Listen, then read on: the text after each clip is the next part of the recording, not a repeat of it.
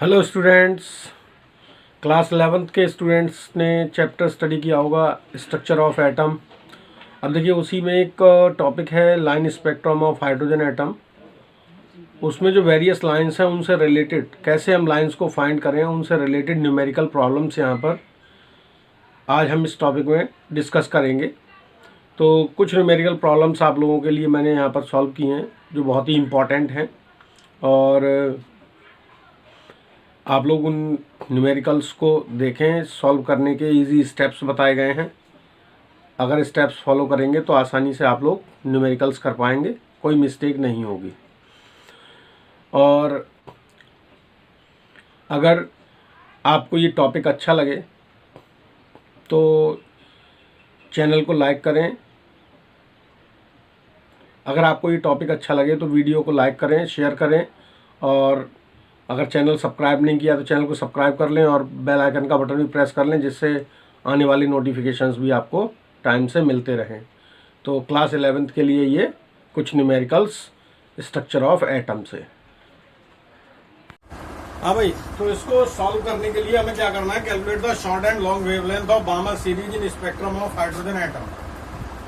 How can you solve this problem? देखिए, for short wavelength you take n1 is equal to, for Balmer series n1 is equal to 2 and n2 is equal to infinite. Okay, and for longer wavelength, first of all we find first shorter wavelength. So the formula is 1 upon lambda is equal to 109,677 per centimeter into 1 upon n1 square minus 1 upon n2 square. Okay, so put the values in this formula. You have 1 upon lambda is equal to 109,677 into 1 upon square of 2 minus 1 upon square of infinite, and you know 1 upon infinite square is equal to 0. ठीक है, कोई भी value जिसको हम infinite से divide कर रहे हैं उस वैल्यू का कोई रोल नहीं है, वो 0 हो जाती है। इनफाइनाइट के कंपैरिजन में 0 ही होगा। ठीक है, तो यहां पर आप इसको सॉल्व कर लीजिए।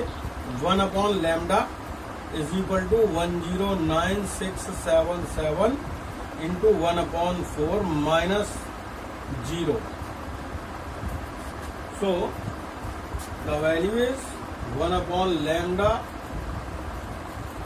is equal to 109,677 upon 4, और lambda is equal to 4 upon 109,677 .000364,707 centimetre. अब देखिए, इसको हमें कन्वर्ट करना हो तो कैसे कन्वर्ट करेंगे, इसको लिख सकते हैं 3647 1 2 3 4 5 6 7 8.07 into 10 raised to power -8 centimetre. ये हो जाएगा 3647.07 एंगस्ट्रॉम। ओके, तो ये हो गया आपका किसके लिए, शॉर्टर वेवलेंथ के लिए। अब इसको हम फाइंड करेंगे लॉन्गर वेवलेंथ के लिए। Now for long wavelength, n1 is equal to 2 and n2 is equal to 3. Next line, यानी वो यहाँ पर जो n1 की वैल्यू 2 है तो लॉन्गर वेवलेंथ के लिए उससे नेक्स्ट, अगर लाइमन सीरीज की बात करते हैं तो n1 is equal to 3 होता और n2 is equal to हो जाता 4।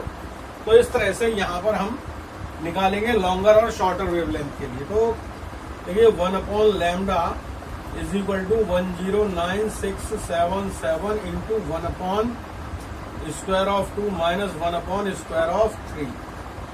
So it becomes 109,677 into 1 upon 4 minus 1 upon 9. On taking LCM, we have 1 upon lambda is equal to 109,677 और LCM हो जाएगा आपका 36 और 4 9 या 36, 9 minus 4, that is 109,677 into 5 upon 36. Therefore, the value of lambda will be 36 upon 109,677 into 5. 0.0000656473. This is the value. Now write in, this is centimeter. Now you can write it as 6564.73 into 10 raised to power minus 8 centimetre, और ये हो जाएगा 6564.73 angstrom. Okay, तो अब आप किसी भी series के लिए लॉन्गर और शॉर्टर वेवलेंथ इस क्वेश्चन के अकॉर्डिंग क्या कर सकते हैं, सॉल्व कर सकते हैं. एक क्वेश्चन है आपका, in H atom electron transition takes place from N4 n is equal to 4 to n is equal to 2. Calculate lambda यानी wavelength, and in which region of electrospectrum, and find region of electromagnetic spectrum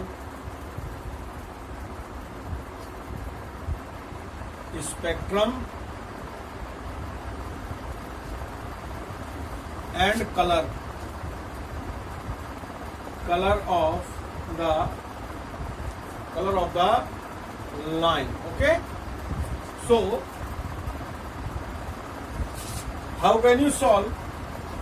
Solution is so simple. N1 is equal to 2 and N2 is equal to 4. Okay, transition किस किस के बीच में है? N2 4 है और N1 2 है, यानी सेकंड और फोर्थ लाइन के बीच में है हाइड्रोजन स्पेक्ट्रम के लिए. तो यहाँ पर वेवलेंथ निकालनी है, फॉर्मूला वही लगेगा, 1 upon lambda is equal to 109,677 into 1 upon square of 2 minus 1 upon square of 4.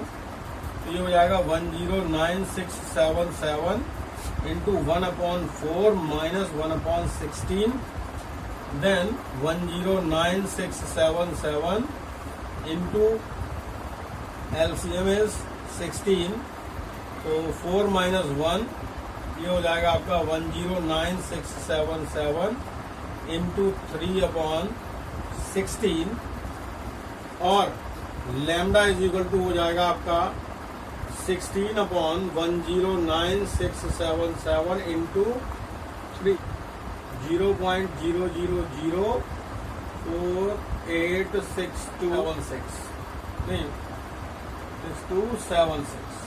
ये हो गया इन centimetre. Okay, so in form of angstrom you can write as 4862.76 into 10 raised to power minus 8 centimeter, and this becomes 4862.76 angstrom.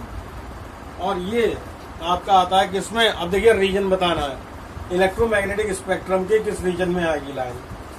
तो देखिए reason हो जाएगा आपका visible region. Visual region की रेंज जो होती है वो होती है 4000 angstrom to 76 4000 angstrom to 7,600 angstrom. In some books there is 8,000 also, so it is variable. कोई ऐसी फिक्स वैल्यू नहीं है, क्योंकि यहाँ पर स्पेक्ट्रम एक दूसरे के साथ मर्ज होते रहते हैं। तो यहाँ पर मैंने मान लिया कि ये 4,000 से 7,600 एंगस्ट्रॉम तक है। तो ये लाइन हमारी किस में आ रही है, देखिए विजिबल रीजन में आ रही है। और विजिबल रीजन का कलर अगर आप देखेंगे, स्पेक्ट्रम का पैटर्न देखेंगे विजुअल रीजन का, तो उसमें आपको ये मिलेगी, इसमें ब्लू ग्रीन रीजन मिलेगा। तो कलर क्या हो जाएगा, कलर हो जाएगा इसका blue green colour. Hydrogen atom is in ground state, यानी नॉर्मल और stationary state. To which level, यानी किस लाइन तक, किस लाइन में पहुंचेगा। Which level it gets excited on absorbing a photon of energy 12.75 electron volt. Okay, तो देखें यहाँ पर जो N1 की वैल्यू है ग्राउंड स्टेट के लिए वो होती है 1 हाइड्रोजन एटम, और N2 की वैल्यू आपको क्या करनी है, फाइंड करनी है। ओके, अब देखिए और क्या दिया हुआ है, हमें दिया हुआ है यहाँ पर डेल्टा ई। डेल्टा ई की वैल्यू दे रखी है 12.75 EV, यानी 12.75 into 1.6 into 10⁻⁻19 joule. Okay, so on calculating we have 12.75 into 1.6, this is equal to 20.4 into 10⁻⁻19 या फिर 2.04 into 10⁻⁻18 joule. Delta E is equal to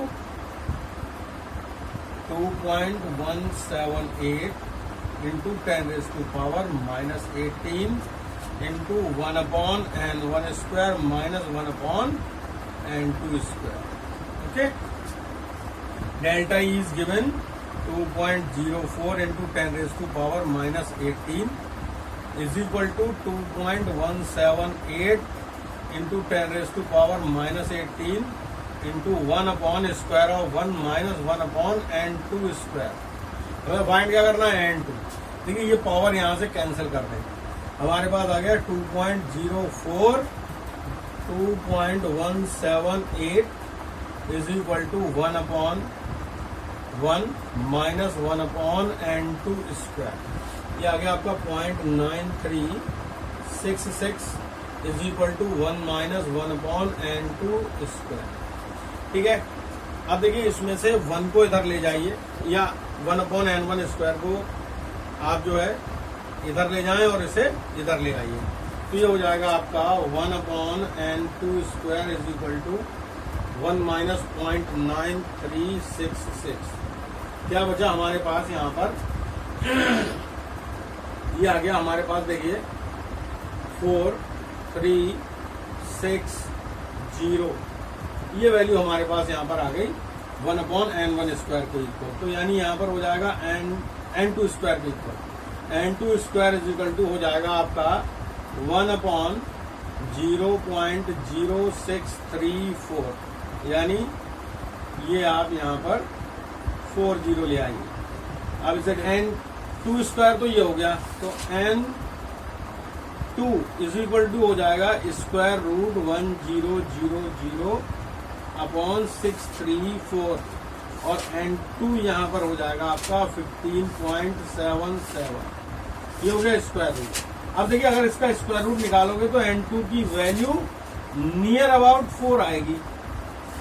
4, n2 is equal to 4। क्यों, अब हमने इसको नियर अबाउट 4 क्यों लिया, वो भी समझ लीजिए। देखिए कोई भी लाइन जो होगी वो एक पर्टिकुलर फ्रीक्वेंसी की होगी, तो और वो एक लाइन होगी, ठीक है। ऐसा नहीं कि वो 1.5 लाइन हो जाए। इलेक्ट्रॉन एक लाइन से जंप करेगा तो दूसरी लाइन में जाएगा, ना कि 3.5 लाइन के बीच में अटकेगा नहीं। तो इसका मतलब ये हुआ कि n2 की वैल्यू यहाँ पर अप्रोक्सीमेट में आई है, तो इसलिए वो 4 होगी, क्योंकि 4 के near about. Video waves, question क्या है, calculate the wavelength of radio waves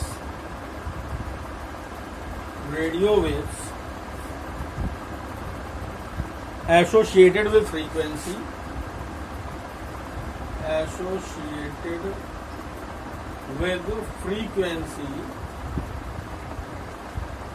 free 1 into 10 raised to power 5 mega hertz. ठीक है, देखिए 1 मेगा हर्ट्ज जो है वो होता है 10 टू पावर 6 हर्ट्ज। ठीक है, अब देखिए फॉर्मूला होता है, सोल्यूशन है इसका, nu is equal to c over lambda.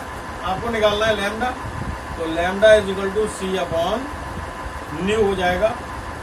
सी है स्पीड ऑफ लाइट, ये वैल्यू कांस्टेंट है 3 इंटू 10 टू पावर 8, और जो वेवलेंथ दे रखी है वो है 1 into 10 to power 5 into 10 to power 6, ये हर्ट्ज में लिखी हुई है।